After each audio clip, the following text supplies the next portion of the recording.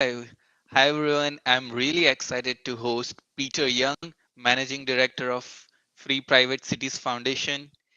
If you haven't checked out the Twitter or Telegram group, you should join that group right because they are doing amazing discussions on related to all the free private cities of the future, their initiatives. So definitely check that out. I'll link in the description. Thanks a lot, Peter, for being on the show. Thanks for having me on, Mayor. It's really exciting to be here. Yeah. So Peter, to set up the context for the talk, can you uh, talk about like what is Free Private Cities Foundation? What was the vision? How it got started? So, the Free Private Cities Foundation was set up in 2018 by our founder, Titus Gable, and it focuses on promoting the concept of free private cities, which is a new model for governance that rather than being based on majoritarian social democratic systems that most countries live under, it has a different kind of governance model that's based on voluntarism, contracts, and a clear set of rules for how people can conduct themselves and how they relate to the person that is providing the services that we normally associate with government. So within our model, there is a city operator, which acts like a landowner and commercial company that puts in place some contracts for its citizens, which specifies in simple terms what they provide, normally basic services like roads, policing, judicial services, and what the conditions are for living within the city. And it also specifies what the fees are to cover those services.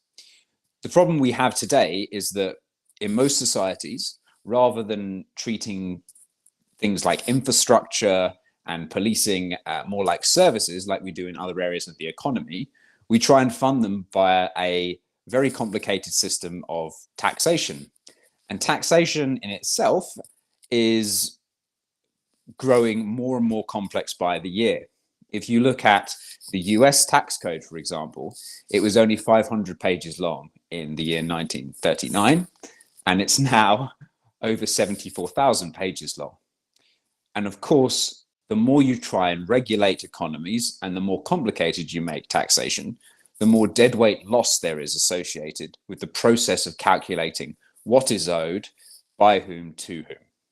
And so, what our model seeks to do is say, on the one hand, there's a lot of potential economic value to be recouped by making the process of charging for services that we normally associate with government much more simple, straightforward, and predictable. But there's also a case, morally, for conducting that system of charging through a voluntary process, so that the people who are paying for these services know in advance what they're being asked to pay, so they can plan ahead, so that they're not billed for anything they didn't want, and also so that we can have a clear view and some clear incentives that mean that government will tend to limit itself to the most essential parts of its role, rather than venturing into various other areas of society where perhaps the market can more efficiently provide services. So what the Free Private Cities Foundation does is it provides a concept, some ideas on how to create a legal framework, and we also support real projects that are deploying functional elements of this model in different parts of the world. That's super interesting. And how did you get involved in this organization? What was your past, and how you became passionate in this area? So I've spent most of my career living in China. I started out working as an English teacher and studying Chinese language. And then after that, I worked for the UK government in China, the British Embassy in Beijing, and with some organizations that were helping to promote international trade and investment. So I have some experience of working for governments on the inside. I've seen how they work.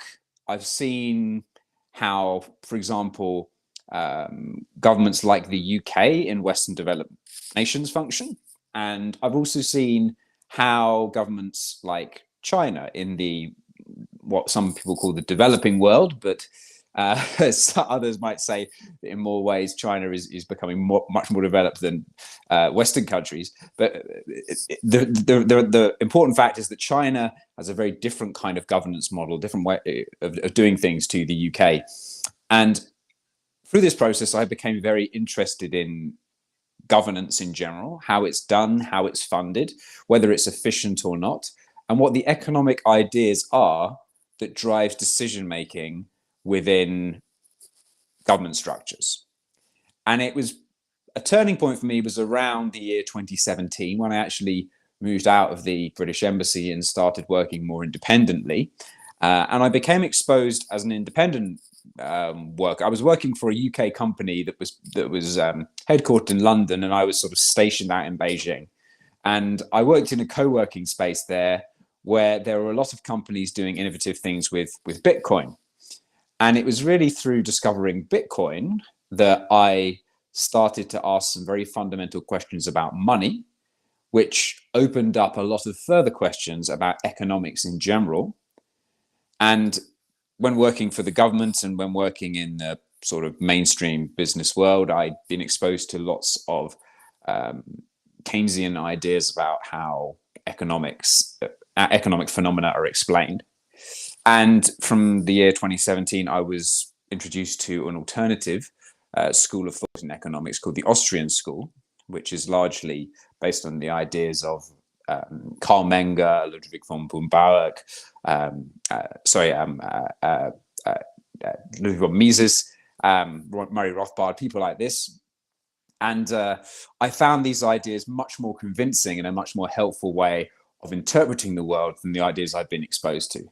So I became very interested in Austrian economics. I became very interested in Bitcoin. And then I started applying the principles of Austrian economics to the realm of governance. And that's when I realized that actually the fields in which I've been working, which in many ways touched on governance and touched on the way in which cities should be run and should raise money and should attract businesses, I started to realize that those ideas that I had were probably mistaken in many important ways. And for that reason, I started looking for alternative ideas. And I came across the Free Private Cities Foundation because I think this is, at the moment, the most practical means we have, most practical model that exists in the world today for actually achieving a society that is based on libertarian principles. And the other thing that attracted me to the foundation is that Titus Gabel, our founder, is a very practical business person. He set up various companies, particularly in the mining and resources spaces. He's an investor and an entrepreneur. And our organization isn't just theorizing about what might happen in the future. We're working on practical projects in Latin America and West Africa. And those projects are allowing us to put our ideas into practice. And for me, the important thing in life is to be able to make some sort of practical change for good. And joining the foundation presented a path for me to do this. I see. That's incredible.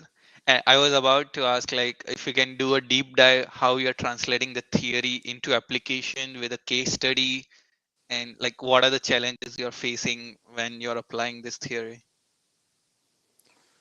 Well, the theories of Austrian economics are based on certain fundamental principles about value.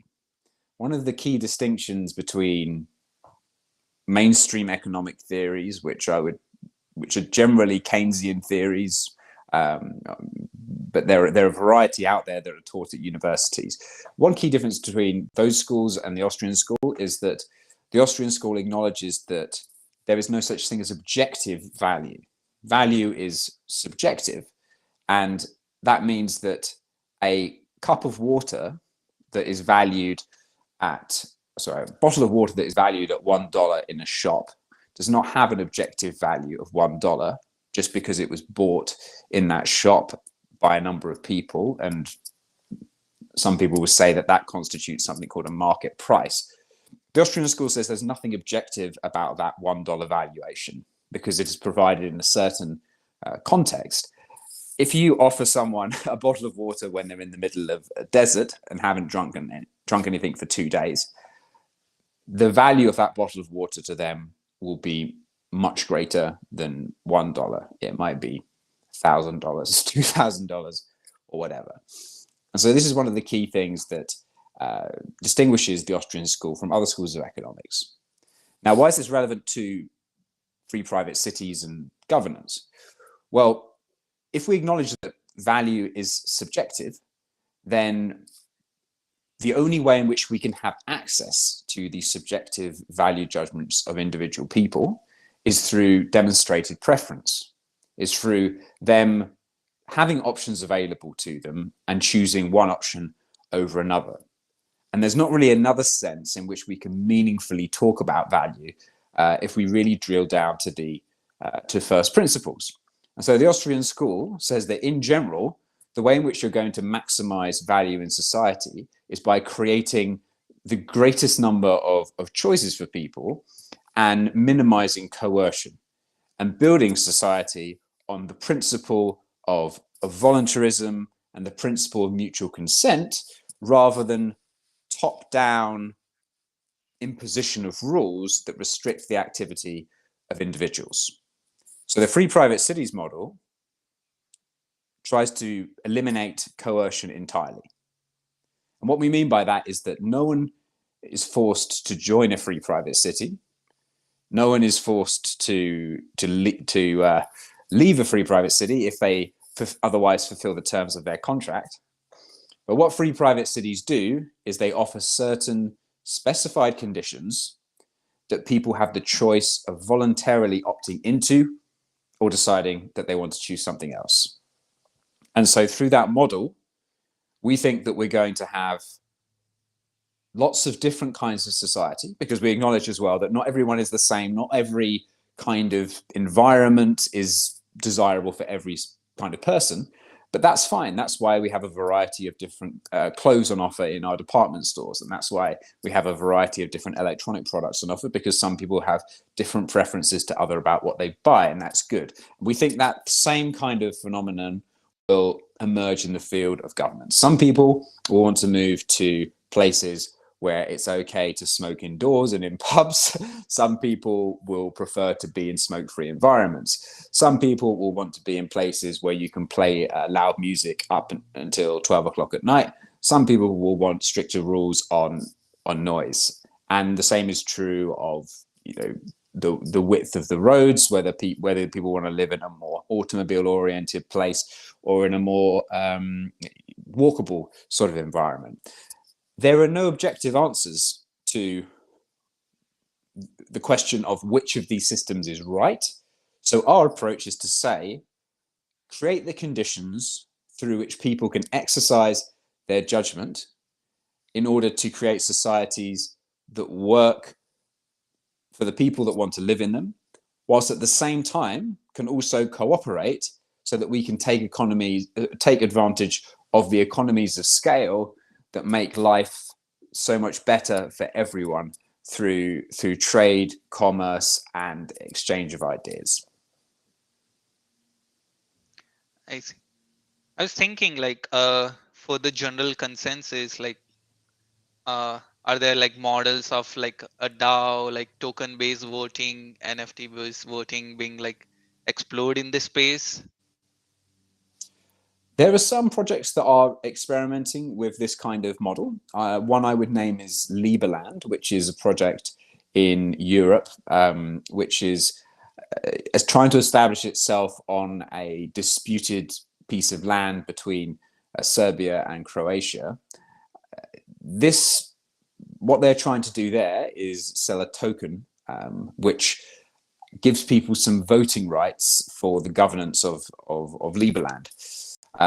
So the idea I believe behind that is that if you own these tokens, you get more of a say in how the place is run. It's kind of like being a shareholder of the company, but it's not quite that straightforward. I believe there are some additional sort of constitutional rules that limit what is able to be done through this system.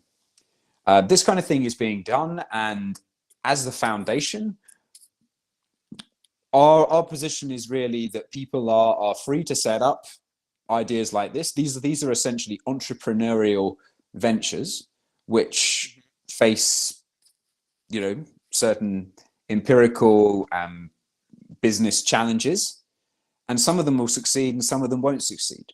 But that's okay. What our emphasis is at the foundation is to say that the important thing is the framework, that Yeah. people are not being forced into situations against their consent. And if people would like to live in a place where they are able to vote for their government, then and that's specified in their contract, and it's made clear to them that the rules can change at any general election, then that option should be available to them.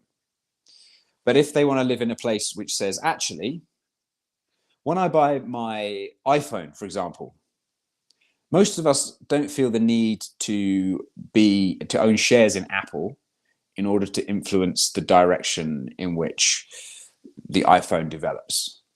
Our major power comes from being able to buy an alternative manufacturer's phone, because there are lots of options available to us on the market. If we seek to buy shares in Apple, we have a minute influence on the direction of the company, unless we are incredibly wealthy. And in reality, most of our influence comes from being able to choose alternatives. And so actually people talk about voting and using blockchain as a way of voting. And on behalf of, I think the foundation's position is that kind of stuff is fine, and people are welcome to try it, and we wish them all the best in in implementing it. My personal view is that I don't really see that as a particularly I don't really fully understand the logic behind that use case. Like, if you're going to have a centralized system of voting, then I don't really see why blockchain adds value to that, when blockchain comes with its own additional costs. What I do see as something that is very inspiring is the growth of the Bitcoin network specifically. And this is because there are many different kinds of projects that utilize blockchains in many ways. And they have their own narratives for what they can do and what problems they can solve. I find most of them not particularly convincing, but what I do find convincing is the case for Bitcoin and the case for hard money being created using blockchain technology. And that's Bitcoin for me is the solution that I see for that. And the reason that that's important to free private cities is because at the moment, if you want to set up a new development and trade with the rest of the world, because the reason that we're so wealthy today compared to societies in the past is because it's not because of technology, although that plays a part, but it's mainly because we're able to trade with each other on a mass scale. And we have societies where private property is to an extent secured, so we can accumulate capital. Because it doesn't matter how many blueprints for nuclear power plants you have, if you don't have the resources, the stone, the uranium, the actual engineers to build them, they're not going to get built. And so most of the real constraints on growth come from physical capital rather than quote unquote technology. And this is another thing that I think the Austrian school emphasizes quite a lot. And part of the reason why, although societies like the Soviet Union, if you visit Russia or go to any former Soviet style states, I've spent a lot of time. I've made a lot of visits myself to North Korea, and you see lots of propaganda in North Korea about the importance of technology. But the fact is that economically, those societies didn't do very well because they didn't have the structures in place to accumulate capital. So international trade is very important. Being able to conduct that trade in such a manner that you are not bound to the rules and regulations of another country is also very important. And the financial reality today is that we live in a world where we have a rather unprecedented situation whereby since the year 1971, although this process started much earlier, around the time of the start of the First World War, we live in a world where the entire international economy is dominated by a government currency, the US dollar, which is unbacked by any tangible commodity or any constraint on its supply. And people that want to use the payment rails of that system in order to trade, which is in most cases basically their only option because there isn't a comparable currency that provides international payment rails on the same scale. That's true for historical reasons that we could go into in more detail. But the important thing is that that is the de facto situation in the world today. And what that means is that people are bound to comply by US regulations in finance wherever they are in the world, which limits what they can do, which limits the control they can have over their finances, which means that at the drop of a hat, their entire finances can be frozen or cut off, which some people might say is good. Some people would say that that can be used for very nefarious purposes as well. And what Bitcoin allows is for that power to be taken away from a single central authority and put back in the hands of individual people, no matter whether they are billionaires who have access to a huge amount of wealth, or whether they're people living in very poor parts of the world that only have access to a smartphone and an internet connection. What Bitcoin allows is for any of those people to have full control over their money, for them to have a fixed supply of the total, so a fixed proportion of the total supply of that currency that no one else can inflate away. And it means that they can trade with anyone else in the world through a monetary network that cannot be interfered with. And so I think this is an important technology that will mean that autonomous developments, when they spring up, will be able to opt for the Bitcoin network as a way of managing their finances, trading with each other. And of course, right now, the Bitcoin economy is relatively small on a global scale, but we've seen El Salvador adopt Bitcoin as legal tender. We've seen rumors that various other countries would do the same. New products and services are developing in Bitcoin all the time. And I personally think it's it's an inevitability that Bitcoin will outcompete fiat currencies. The question is how long this will take. And we're probably talking a period of decades for this to fully happen. But there are various things that can be done to accelerate the process. And one of the aims that I have for my life is to try and accelerate the development of autonomous cities that allow people more freedom.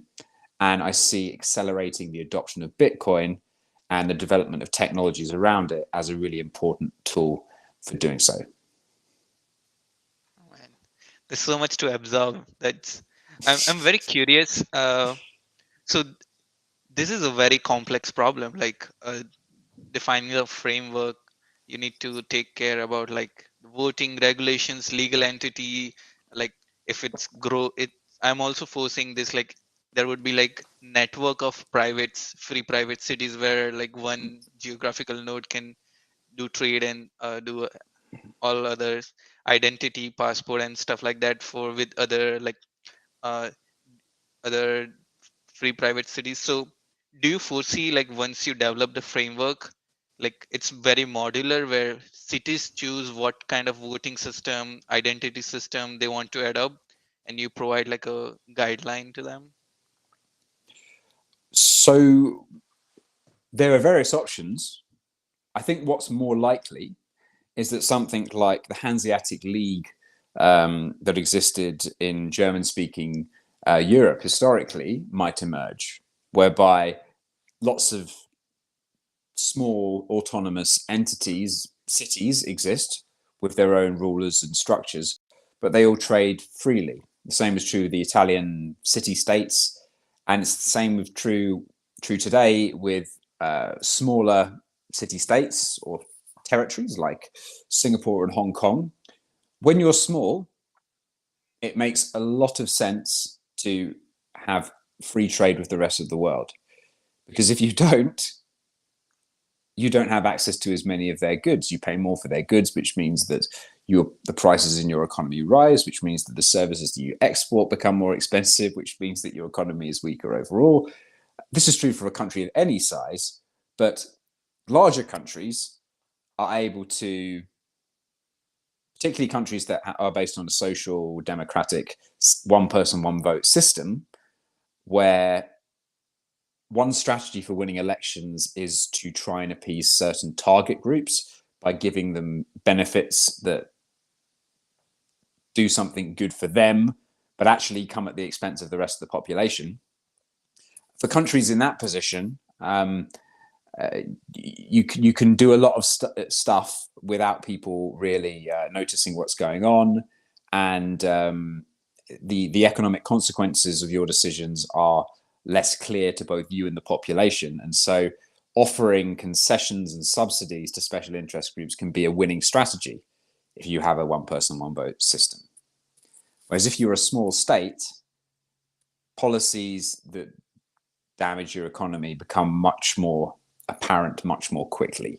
And so there is a more direct check on bad economic policies. And I would add as well, Mayor, that one of the confusions, I think, one of the prominent confusions that a lot of people have is that they look at states as they exist today and say that the way in which states are is a product of the policies they have today, rather than the product of their histories, which have included an array of very different policies. So the country that I'm most familiar with is Britain. And Britain is a country today that, despite the way it's characterized by a lot of people, has a hugely interventionist government. The amount of government spending as a proportion of GDP is somewhere in the region of 45%, meaning that almost half of economic activity is coordinated by the government. We have huge apparatuses set up, which are used just to distribute, for example, transfer payments from one part of the population to another. The UK's Department for Work and Pensions, for example, which is largely in place to manage transfer payments, employs 96,000 people, which is a lot when the population of the UK is 64 million people, 65 million people. At the same time, we have very burdensome regulations. We have all kinds of services being offered for free by the government. We have a national health service, we have free education, we have all kinds of subsidies for universities, we have research grants, we have various innovation grants. The UK today is an incredibly interventionist economy, and the cases, very similar models are adopted in other major Western European economies, particularly the larger ones like France and Germany, the United States. There are minor differences in how they operate, but really we're talking, in terms of government spending as a proportion of GDP, a few percent here or there. And so the conclusion that a lot of people come to is that because this is the model that all of these states adopt today, and because these states are wealthy today, we should adopt their policies. But the reality is that the situation in those countries is a product of hundreds of years of capital accumulation. And if you look back at every country in history, what you'll find is that the countries that are wealthy today all had a prolonged period where they had very minimal government intervention in the economy, a very low percentage of spending, as government spending as a percentage of total national income, typically below 10%. So, for example, in the UK, the figure was below 10% for most of the 19th century. And this was, of course, the century when the Industrial Revolution really took hold, and lots of the modern technologies on which we rely today, some of the predecessors to telecommunications technologies, lots of essential technologies, regarding things like heating, transport, clean water, that really do, really create a step change in going from quite a really, really tough sort of basic existence to having some sort of quality of life. These technologies were developed and disseminated to quite a large extent during this period. And this is not to say that things have not improved since then, but more that if you look at countries that really have become wealthy, they have all gone through a similar kind of process. And this is true whether you look at Britain, America, France, Canada, Germany, or more modern examples like Hong Kong and Singapore. Hong Kong has got an absolutely inspiring story, I think, in its kind of post-war history. Of course, the manner in which Hong Kong was established as a British colony is itself a very controversial thing, and I don't seek to kind of get into discussions about how it was acquired. But the reality is that, I mentioned at the beginning of this talk that I lived in China for 10 years, and China is a fascinating country full of wonderful people with a incredibly rich and fascinating culture. But the history of China in the 20th century is really something it's tragic in ways that are pretty hard to describe. What China went through when it had a socialist. Actually, China's history has been tough in many ways. It was tough during the Civil War. It was tough in many ways during the communist years, and there were some better years and some really awful years. But what Hong Kong provided when it was a British colony was an alternative place for people living in southern China to move, to escape what was frankly a chaotic and highly oppressive and malignant system that existed during periods, particularly, say, 1958 to 1961 during the Great Famine in China, or 1966 till the early 70s during the Cultural Revolution. Particularly during these periods, there were huge waves of migration to Hong Kong. And what distinguished Hong Kong from China, and actually most places in the world at that time, because we have to remember that in the post-war period, the trend in Western developing economies was not towards, classical liberal economic ideas. It was very much towards statism. This is the time when the NHS was established in Britain, and most of the welfare state was established and went on to grow dramatically from that point. The same is happening in the United States. I mentioned the tax code. That all kicked off, started rising exponentially during and after the Second World War. But Hong Kong stood apart because it had this kind of old school British diplomat who was financial secretary called Sir John Copperthwaite. And he was a kind of old school advocate of Adam Smith, not quite an Austrian school economist, but more of a kind of classical liberal economist that believed that there was some sensible role for government, but it was pretty minimal. And there were some interventionist policies in Hong Kong, for example, in the area of housing, but largely the government limited itself to allowing people to establish property rights and otherwise left business activity to itself. There was very little government spending as a percentage of GDP. I believe the figure was around 10 to 15%. I don't think it's ever gone above 15% in Hong Kong. I might be, don't quote me on that. We have to check the latest figures because in the era of COVID, lots of government figures have gone up, but I haven't checked them recently. But for most of Hong Kong's history, it was, I believe, at least in the low teens in terms of spending. And the result was that Hong Kong went from being a war-ravaged Japanese occupied territory in 1945 to overtaking Britain on a GDP per capita basis within 6 decades, which is totally remarkable and shows just one example of what is possible when you stop focusing, when you stop thinking that the major challenge of economic progress is to take what exists now and redistribute it to other people via a dripping bucket, whereby a lot of economic value is lost, and realize that the actual task of economic progress is to generate more wealth overall. Because when more wealth is generated, it's easier for people to live better lives.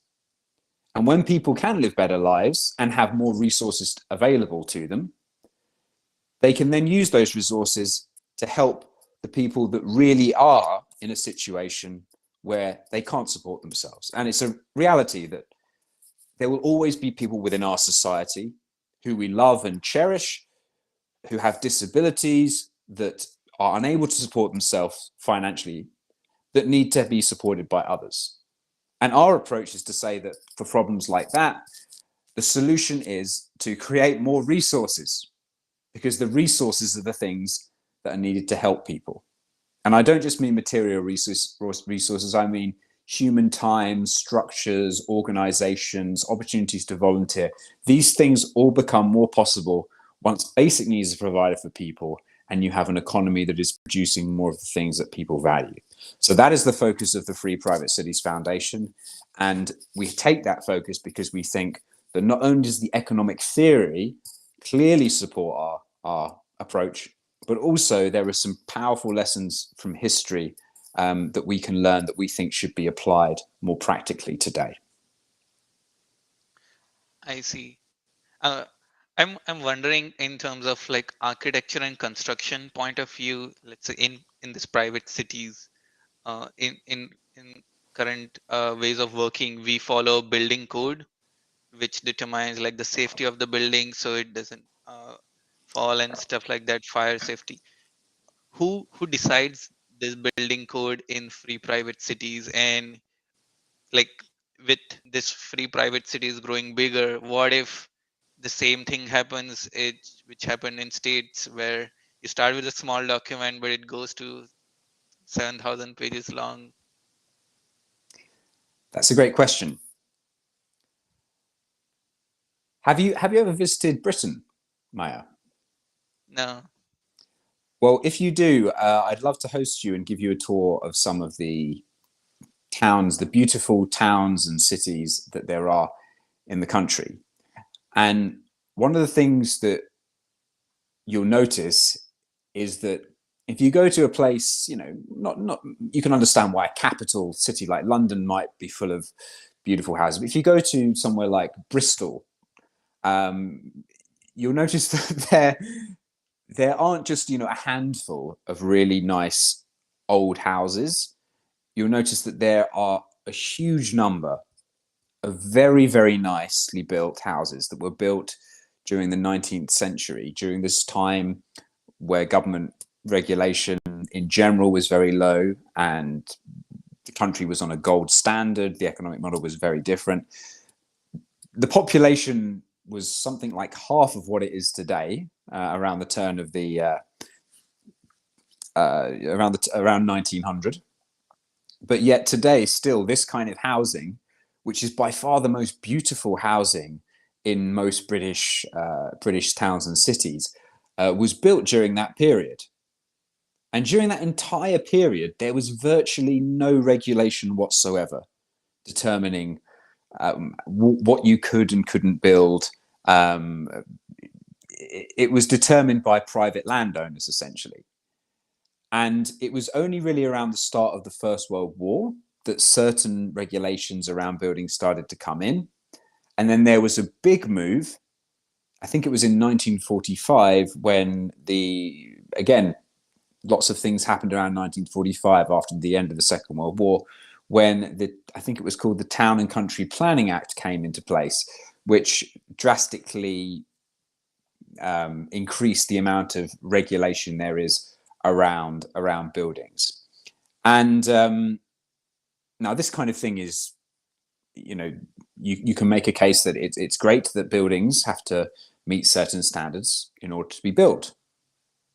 But it's also the case that if you say these standards are obligatory, then you impose costs on builders of new housing. And so if you go to somewhere like Honduras, which I've just visited, and you go to a rural city, and you say to everyone living in a rural village, you say to everyone here, I'm sorry, all buildings here have to have disabled access, have to have a bathroom that is at least 10 meters square in area, have to have fire exits, must have a special kind of cladding, need to have drainage systems, etc., or they can't be built, then the answer is that they won't be built. And one of the things that I find incredibly immoral is that a lot of people feel the need to impose these top-down regulations on people that mean that the costs of the things that they value the most, some of the most important things in life, like having access to comfortable shelter, end up becoming incredibly high. And they do these things, frankly, because they don't acknowledge economic reality. Again, to come back to the Austrian School of Economics, one of the basic truths of economics is that we live in a world of scarcity. At any given time, there are a limited number of resources that exist, and we can create more resources through the right mechanisms, but we can't magic them instantly into existence. And the problem with housing is that by imposing these regulations in a top-down manner and saying you must have X, Y, Z in order to build a house, we're making housing far more expensive. And there are additional reasons for that, which relate to the financial sector, which are particularly damaging to the UK. Again, coming back to the UK, I'm sorry to keep referencing it, but it's the economy I understand best. We have a highly financialized sector in the UK, and like virtually every country, we have inflationary government-controlled money, which means that people use housing as an asset, as an investment, because it's non-inflatable, in contrast to the money supply. But we also have highly restrictive planning regulations on top of that, which means that housing as a proportion of the average income is rising and rising. And it was as low as 2 times the average income at the start of the First World War. So the average family could buy a house for twice the average annual income around the start of the First World War. That figure then went up to about 4 times the average income, and it's grown to something like 8 today. And that is an absolute tragedy. And it's actually really quite, it should give a lot of people pause, because we have so many more resources today than we used to. It's not a problem of lack of land. There's plenty of land around. There are ways of building up as well as in a low-rise manner. And yet, 100 years later, people are paying much, much more as a proportion of their salaries just to buy a house. So to come back to your question, what do I think about regulations and how they should be managed in a free private city? My view is that when we go and buy a computer, we don't think, I need to know that the government has got strict regulations on this computer, so all of my files don't suddenly get deleted one day, or that my computer doesn't explode in my face because it's got a dodgy battery. I know that if something like that happens, the news will get out, the computer manufacturer in question will suffer terrible reputational damage, and that manufacturer will typically go out of business. So in the realm of electronics, we don't have very much government regulation.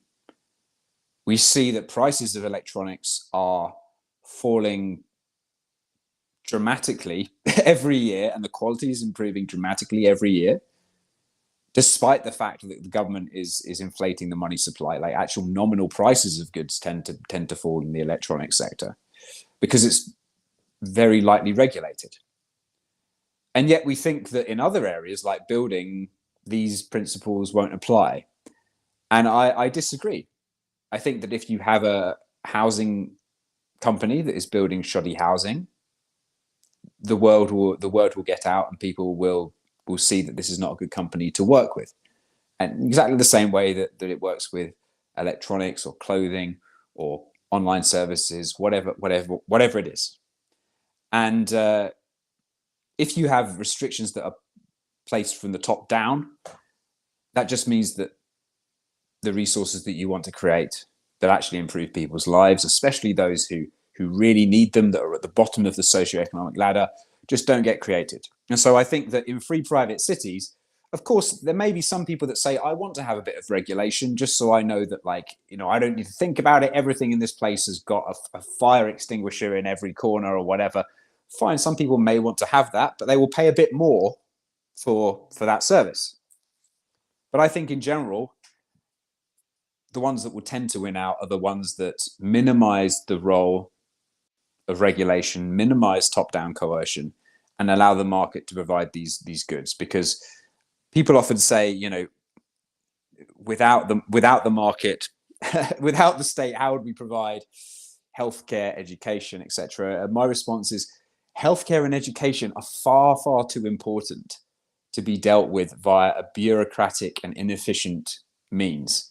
We need to employ the forces of the market in order to make these things better, because people badly need them, and they badly need them of the right quality. And unfortunately, these sorts of services are incredibly expensive for all kinds of reasons that relate to that have nothing to do with the market, but are to do with government monopolies. For example, intellectual property laws, patents, licensing agreements, accreditation requirements.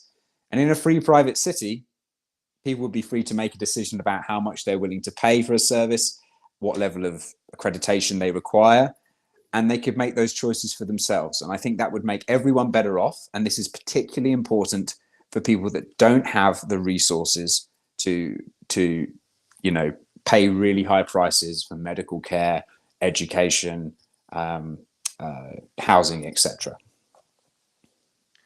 Got it. Like, yeah, I'm thinking a scenario where, like, if there's a small community, they have built in, and they're building their own house, they have built in incentive that, okay, my house should not break, it should survive. But like, the community organically evolves to have like Yeah, a ecosystem where, like, it's beneficial as a whole. But I'm thinking, what if there's a developer, and their incentive is to maximize profit instead of maximize the stability, and that bad actor is exploiting this whole ecosystem. That maybe some of the regulation is like, okay, you can't just have a shitty building, you need to have some stability, some good lighting, something which provides a good life in the building. Otherwise, they would also exploit that area. yeah, that's a great point. So I think there are certain areas where a landowner, this is basically what we're talking about for a free private city operator, would establish basic rules. But the principle would be that these rules are based on the protection of the private property of other people. And there are different interpretations of what is meant by private property. So in the case that you've just mentioned, if I build a small house in a certain area of the city, then I may have expectations about being able to see out of my window, not having a concrete wall built in front of my window. And so if someone were to come and do that, that would constitute an infringement of my private property rights. Now, ultimately, in our model, because there are issues regarding how you manage how you manage areas that are between buildings, and how you manage rights of way, and how you manage issues like light. Our proposal would be that there is a single private property owner for each developer, and they set the policy. And they say that they might say that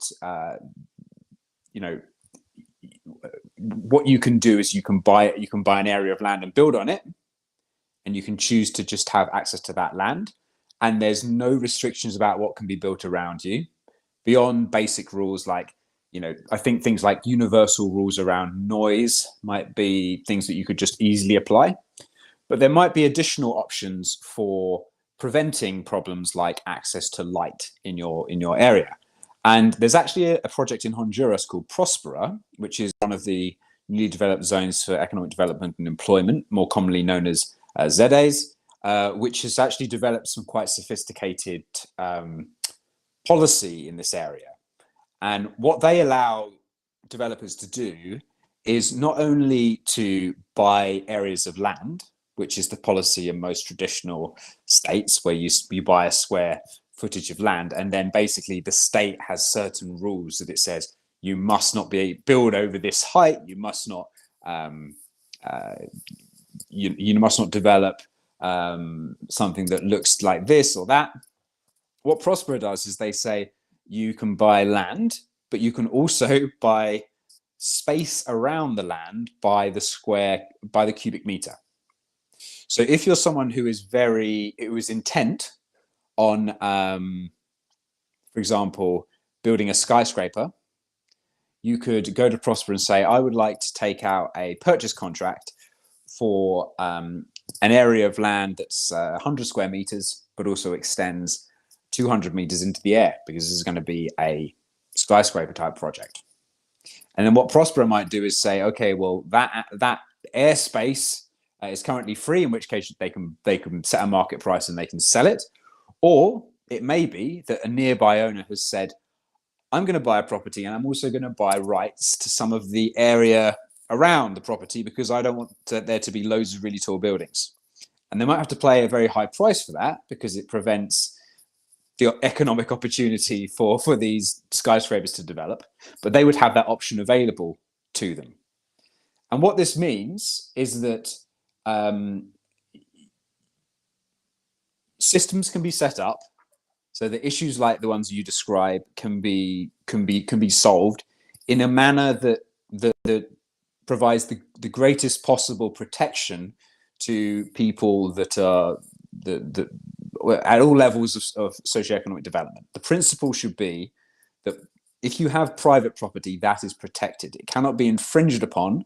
It can only be purchased or acquired from you by voluntary means. And I think when we have that, that's when we eliminate exploitation, or at least minimize exploitation, because we're never going to live in a totally perfect society.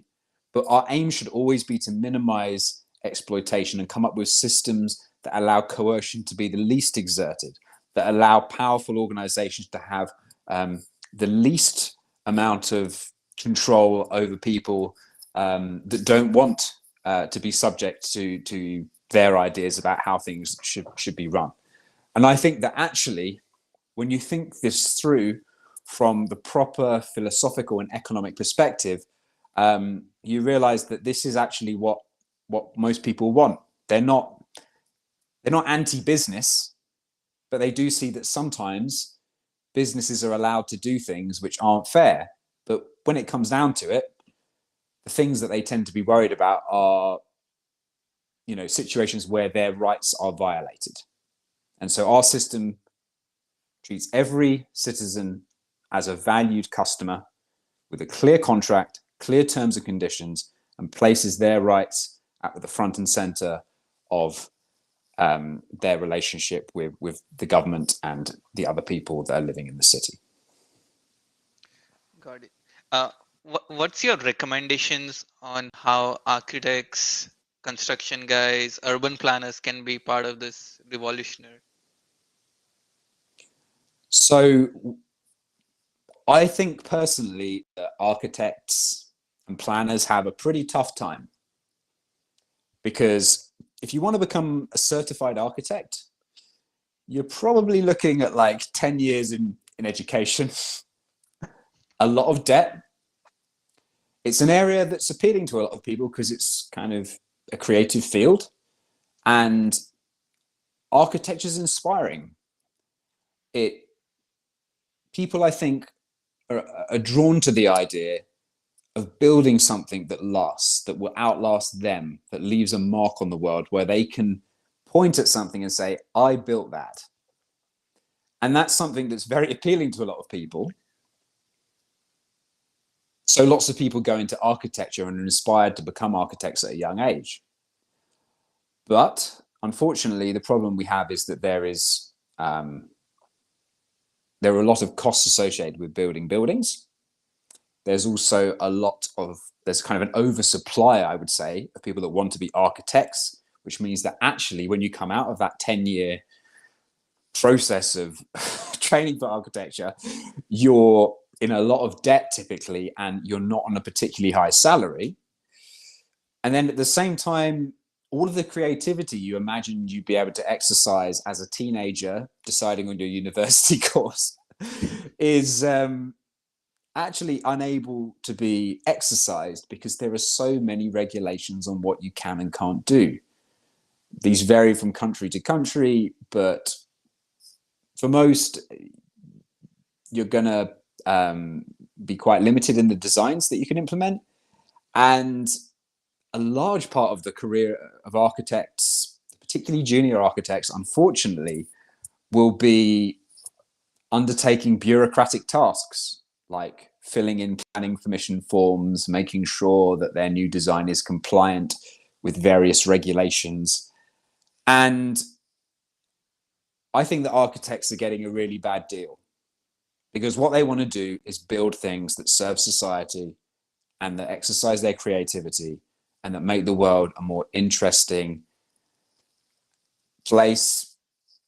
And that can be done at the high end, but that can also be done at the cheap, at the lower end, to serve lower income people. And some people are in it for that. And there's a lot you can do, for example, now with prefabricated buildings that's very cheap, that can provide solid housing for people who are on really low incomes. So what our models do, and again, what Prospera and also Morazan, another ZA in Honduras, are doing, is they're not restricted by planning regulations. So one of the things Prospera is able to do, for example, and by the way, I would recommend you interview a young architect working there called Max Medina, who has designed lots of the buildings in this area. I'm happy to put you in touch with him if that's of interest. But he's developing a modular form of housing, which is based on prefabricated building structures, which, if you're in the United States, for example, and you want to build some houses, you have to make sure that you provided like everything in a totally like complete form, with all of the plumbing, the infrastructure, the electricity, the rooms and layout. Everything has to be done in a very prescriptive way. Whereas in Prospera, they start out by building like cubes of buildings, and they look really nice. They're built of lots of natural materials, wood, very well designed, but also relatively cheap, and built in such a way that bits can be added to them quite easily. So you don't have to go to a town planner and say, hey, here's what this project will look like in 10 years. You can say, what we're going to do is start with a small module, and we're going to try and use this for something. And then if the business here starts to do well, we don't know what they're going to need. Maybe they want to have another business next door, or maybe they want to have a rooftop bar, or maybe they want to have a place where they can, assemble goods for the business, or a warehouse or something. Like, the advantage of having a more modular structure is that you can respond to economic realities as they emerge, because no one can predict the future.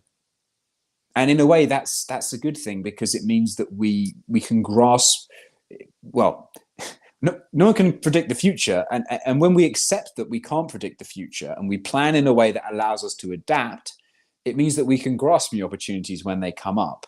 And in fact, this is the way in which cities in most developed nations developed historically. It wasn't through some Chinese style 30-year plan and vision for the city that I used to see get published at these big meetings. It was through people coming in, building something small on a piece of land, gradually, incrementally upgrading it. Other people realizing, okay, there's some activity going on here. I'll build something nearby. So then that area's got a bit more economic activity. Those two businesses can trade. Those businesses make a bit more money, and they can kind of upgrade their housing a bit more. And you get this kind of incremental approach where individual businesses can fail or repurpose, or they can succeed and grow. And historically, that's how most cities developed. And a really great book that I'd recommend to your listeners on this is called Strong Towns by Charles Morone. And he outlines really clearly how historically towns developed in this incremental way from the bottom up. And that idea seems to have been completely lost in modern societies. Even China has basically followed the post-war US model for developing its cities, which has served it in certain ways. But I think it would be even better if there had been a more laissez-faire approach to developing towns. China's done dramatically well, but there are also, that doesn't mean that everything it's done has been good. I think there are certain things that have really pushed it forward. There are certain things that could have been done better. But to conclude on that point, free private cities, particularly a new project that I'm hoping to be able to announce in the next few months that one of our partner organizations, Tipolis, is developing in a West African nation, is really focused on that bottom-up approach to development. And we've got an architect called Martinius Grobler, who is an Austrian school economist who is very committed to that approach, and he's going to be in charge of some of the preliminary buildings that are going to be in that development. So that's something I'm really excited about. And so hopefully the next time you and I talk, we can give you some updates on how that project has progressed. That's exciting. I know we have reached 1 hour mark, so I'll conclude the interview with few questions. Can you tell about what's coming next for Free Private Cities Foundation events, initiatives? So we're always looking out for new projects that align to our mission, where we can support and try and influence them in the direction of implementing a more privately owned, private property focused governance model. And as I say, there's a project in West Africa which we're hoping to announce soon. Progress is being made with the projects I mentioned in Honduras. We've been encouraged by some new developments like the Bitcoin City development in El Salvador, and we've actually been able to have some good conversations with some of the officials working for the government there on how they develop that. But the thing that I would say to your listeners is that this October, from the 21st to the 23rd in Prague, we're going to be holding a conference called Liberty in Our Lifetime. And this is the one place each year that people from all of the kinds of projects that I've been talking about today come together, showcase their progress, exchange ideas, and give you a flavor of what's coming next. And this year, we're going to talk about governance. We're going to talk about new projects that are being developed, not just on land, but also on sea. We've got representatives from the Seasteading Institute that are trying to develop communities that are based offshore, that allows them more kind of libertarian options for governance. So if your listeners are interested in that, I'm not sure when this recording will be put up, but the tickets for that will go on sale within the next few days. So the website will be live and you'll be able to acquire tickets. It's going to be a 3-day event, and you won't regret it if you sign up and take part. It will be the place to find out about all of the most innovative and exciting projects that are really doing new things in governance that align to the principles that you and I have been talking about today. That's great. I'll also share the link of the event whenever it's out in the video description. I have a final segment of rapid fire round, so you'll have 10 Oh dear. seconds to answer it, and you'll have like you gotta keep it very brief. Okay, Okay. let's do it. Which city is in your travel bucket list?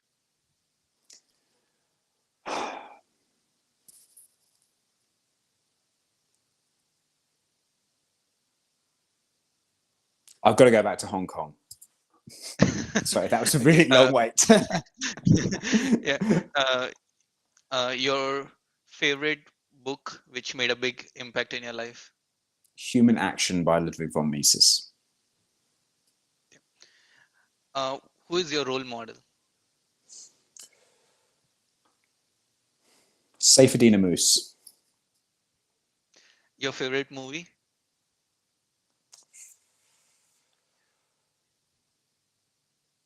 The Matrix trilogy. I see. Um, anything you wish you would have done differently in your life?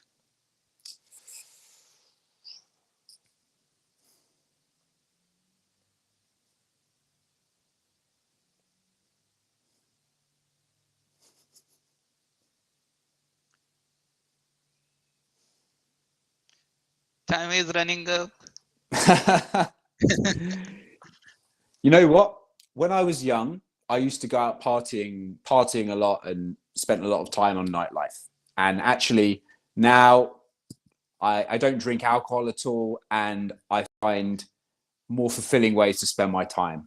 And I think if I'd realized that earlier, I probably would have been able to take part in more interesting sorts of projects earlier in my life. I see. Okay. This is gonna be challenging. Like, uh, three characteristics of ideal city. 3 words. Yeah. Densely populated, easily walkable, diverse. Got it. Lastly, is there anything which we didn't cover in the interview and you'd like to share the message? I would say that one of the most common problems we have today in society is that there's a lot of political conflict that results from the fact that people don't understand economics properly. And one of the projects I was fortunate to work on last year was helping Seyfedina Moose, who I just mentioned, develop an online economics course which introduces people to the principles of Austrian economics. And this has been made available for free online through the generous efforts of Michael Saylor, the CEO of MicroStrategy.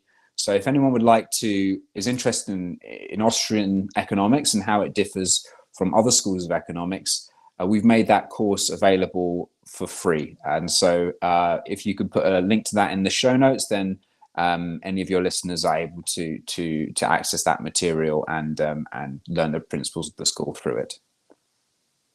Great. I have one last question. If you had unlimited time and resources, what would you do right now?